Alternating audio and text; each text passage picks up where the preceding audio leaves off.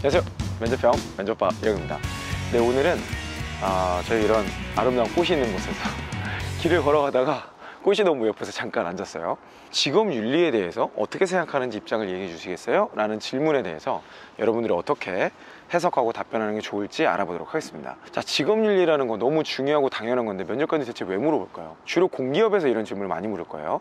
뭐 일반적으로 건설사라든지 제조회사, 무역을 하는 회사, 어떤 담당자의 권한이 굉장히 크거나 독점인 기업 형태를 가지고 있는 기업들은 반드시 이 부분을 체크합니다. 이유는 뭐냐면 그 담당자 한 명의 재량 권한이 굉장히 크기 때문에 그래요. 이 담당자가 어떤 의사결정을 하고 어떻게 소통하는가에 따라서 산업 전체에 미치는 영향력이 생길 수도 있고, 또 어떤 경우에는 그런 것들 때문에 비리가 생기거나 그거의 연장선상으로 회사가 굉장히 어려움을 겪는 경우도 있기 때문이죠. 그래서 특히 공기업들 중심으로 직업윤리에 대한 질문을 반드시 점검을 하는 경우가 많이 있습니다. 자, 이런 경우에 사실 정직이라는 이슈는요, 모든 직무 역량 위에 있는 레벨이에요. 그러니까 그냥 우리가 일반적으로 알고 있는 분석력, 의사소통, 문제 해결력 이런 것들이 다 중요한 거 맞는데 그것보다 더 위에 있어요.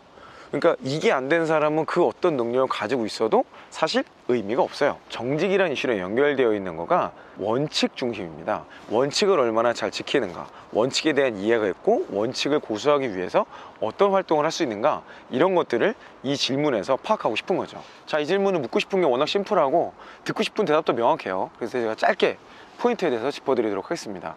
이 윤리 이슈를 이야기할 때 저는요 굉장히 정직한 사람이에요. 저는 원칙 중심적인 사람입니다. 백날 얘기해도 아무도 안 믿어요.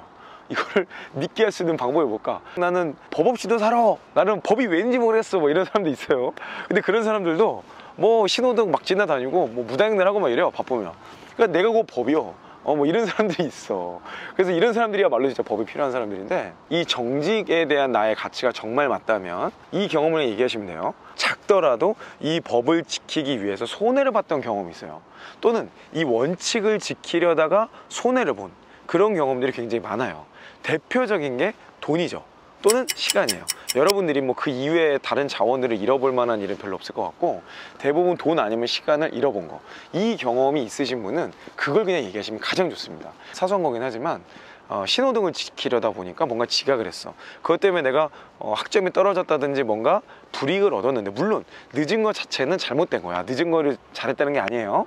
근데 늦었던 상황, 내가 저걸 조금 어기고 가면은 충분히 이득을 취할 수 있었는데, 그거를 법에 대한 어떤 정직성, 그리고 원칙에 대한 기준, 이런 것들 때문에 내가 포기를 했다, 이런 부분들은 분명하게 여러분의 정직성을 강조하는 데 중요한 포인트가 될 거라 생각합니다. 두 번째는요, 이런 경험이 없어. 아무리 눈치껏 찾아봐도 나는 무단횡단 그냥 막 건너갔고 사소한 불법은 그냥 갔어, 이럴 수 있잖아요. 그럴 때 여러분들이 이야기할 수 있는 건 뭐냐면, 이 정직의 이슈 때문에 굉장히 어려움에 처했던 사건을 똑 떼세요. 근데 내가 지원하는 기업의 사례는 가급적 안 하시는 게 좋고요, 내가 지원하는 분야에서 있었던 큰 사건, 이런 것들을 이야기하시는 게 좋습니다. 그게 왜 그러냐면, 정직의 중요성을 알기만 해도 사실 되게 의미가 있어요.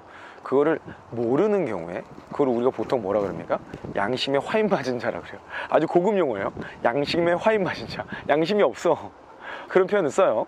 근데 대부분 정직의 이슈는요, 그거를 정확히 알고 있으면 그렇게 하기 굉장히 어려워. 이게 불법이야, 이거 잘못된 거야 라는 거를 알고 있으면 사실 하기 어려워.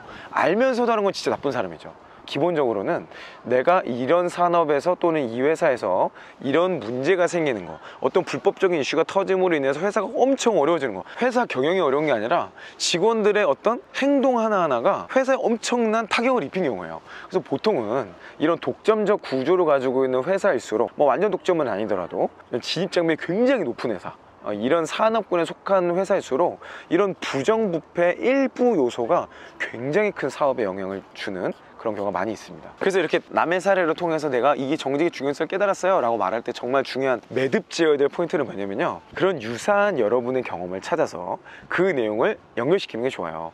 그래서 내가 지금까지 살아오면서 이런 비슷한 경험을 본 적이 있다, 근데 그때 이 가게 또는 사람 또는 이 조직이 이런 타격을 입는 모습을 보면서 이런 정직이 작아 보이지만 이걸 지키는 거가 너무나도 중요하다는 걸 깨달았다 라는 나의 깨달음으로 표현하는 거, 이렇게 정리하는 거가 정직에 대한 나의 가치를 설명할 수 있는 방법이라고 말씀드릴 수 있겠습니다. 자, 여기에서 남의 사례를 분석할 때 중요한 포인트는 이런 사건이 나올 만한 배경을 먼저 정리하는 거예요. 내가 조사했을 때 이러이러한 원인들이 있기 때문에 이런 부정부패 또는 비리로 연결된 것 같다. 그래서 내가 이 회사에 입사를 하게 된다면 이런 부분을 반드시 주의하고 내가 이런 부분들을 바로잡겠다라는 것들을 잘 정리해서 말씀하신다면 입사 후 포부로까지 연결시킬 수 있는 좋은 답변이 될 것 같습니다. 자, 오늘 정직에 대한 이슈 정리할게요. 회사가 독점적 지위를 가진 곳일수록 이 부분을 굉장히 중요하게 생각한다.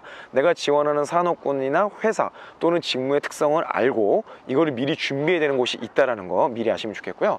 두 번째는 내가 이것 때문에 손해봤던 거, 이 원칙을 지키느라 손해봤던 돈과 시간을 버렸던 경험을 똑 떼어서 나는 이런 것임에도 불구하고 이걸 지키겠다라는 것을 이야기하시는 게 좋고, 혹시 그런 경우가 없다라면 내가 지원하는 산업군이라든지 회사에서 있었던 큰 사건을 하나 똑 떼서 이런 계기를 보니 이것이 정말 중요하다는 걸 알게 됐다라는 것들을 잘 정리해서 답변하시면 되겠습니다. 오늘의 결론입니다. 솔직한 게 최고야.